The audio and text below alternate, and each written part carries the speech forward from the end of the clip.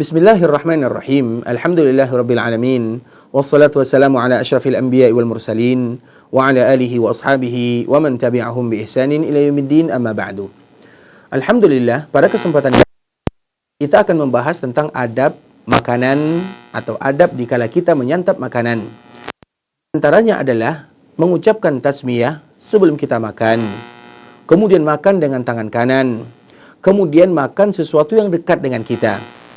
Seperti hadis Umar bin Abi Salamah, dia mengatakan, kuntu ghulaman fi hijri Rasulillah sallallahu alaihi wasallam. Dikala aku masih kecil, berada dalam bimbingan Nabi sallallahu alaihi wasallam, wa kanat yadi tatishu fis sahfah. Tanganku mengambil semua makanan yang ada. Maka Nabi sallallahu alaihi wasallam mengatakan, ya ghulam, samillah wa kul bi yaminik wa kul mimma yalik. Wahai ghulam, wahai anak kecil, makanlah dengan mengucapkan bismillah. Kemudian gunakan tangan kanan. Kemudian makan sesuatu yang bisa kamu jangkau atau yang dekat dengan kamu. Begitu juga dari hadis Aisyah radhiyallahu taala anha, bahwasanya Rasulullah sallallahu alaihi wasallam pernah mengatakan, "Idza akala ahadukum ta'aman falyaqul bismillah." Apabila ada seseorang di antara kalian yang ingin makan, maka ucapkanlah bismillah. Fa in nasiya fi awwalihi falyaqul bismillah fi awwalihi wa akhirih.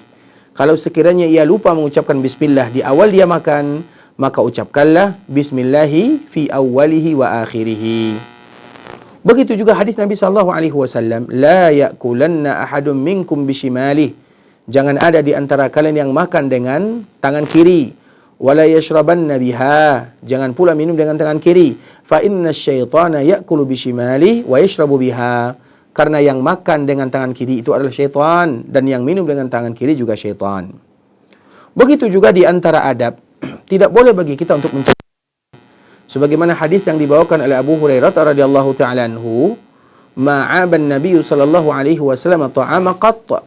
Nabi itu tidak pernah mencela, tidak pernah menghina makanan.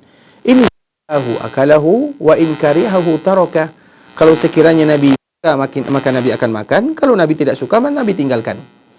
Dan begitu juga apa yang disebutkan oleh Imam An-Nawawi, mencela makanan seperti misalnya terlalu asin atau kurang garam, atau terlalu masam, atau misalnya kuahnya tidak banyak, atau tidak masak, atau kalimat-kalimat yang semisalnya.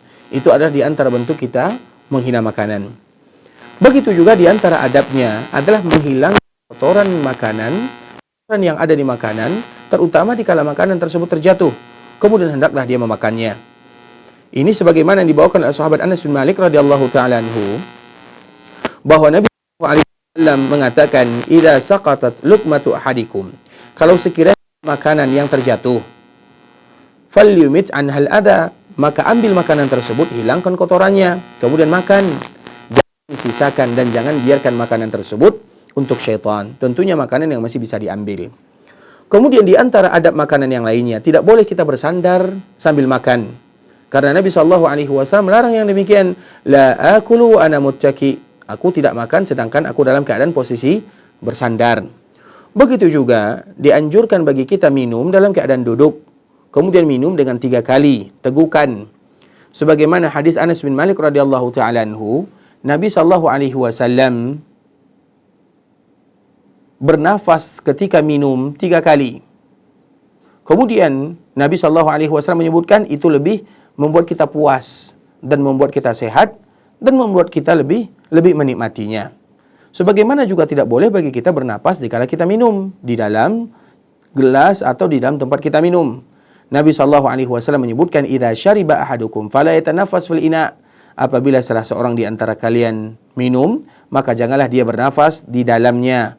Kalau sekiranya dia ingin bernafas, maka selesaikan dulu, kemudian nanti dia minum lagi sesuai dengan keinginannya. Begitu juga Allah Subhanahu wa taala melarang kita untuk berlebih-lebihan, mubazir dalam setiap keadaan. Allah Subhanahu wa taala menyebutkan, wa kulu washrabu wa la tusrifu innahu la yuhibbul musrifin. Makalah kalian, minumlah kalian, dan jangan berlebih-lebihan karena Allah tidak suka orang-orang yang berlebih-lebihan. Sebagaimana juga disunnahkan bagi mereka yang selesai menyantap makanan untuk berdoa dan memuji Allah Subhanahu wa taala. Sebagaimana Nabi sallallahu alaihi wasallam apabila makanan yang sudah diangkat, Nabi akan mengatakan, alhamdulillahi katsiran tayyiban mubarakan fih, ghaira makfiyin wala muwadda'.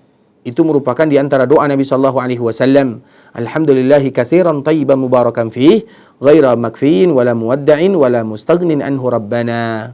Di antara doa yang dianjurkan bagi kita untuk mengucapkannya, terutama setelah kita menyantap makanan.